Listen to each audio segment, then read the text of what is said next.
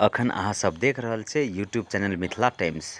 अगर अहाँ सब एहि चैनल पर नया छियै तो एहि चैनल के सब्सक्राइब करके एकटा लाइक करे ला नहीं बिसरब।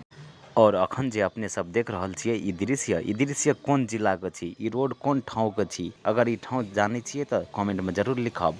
अगर नहीं जानै छियै तो वीडियो देखते जाओ, पछाड़ी जानिए जेबै। ई एहन ठाव छै जे एठाम शायदे कोई नहीं आयल हेतै, लगभग सब आयल हेतै, एहने कोई नहीं आयल हेतै।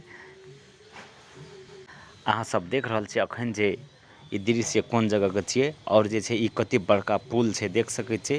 आ पुल के भीतर दना जे रोड बनल छै, पुल के ऊपर दना आब छिड़े जा रहल छी। पुल के ऊपर से आब छिड़ गेलौ, देख सकै छियै पुल पर से बगल में पानी छै, बहुत बड़का नदी जकाँ छै।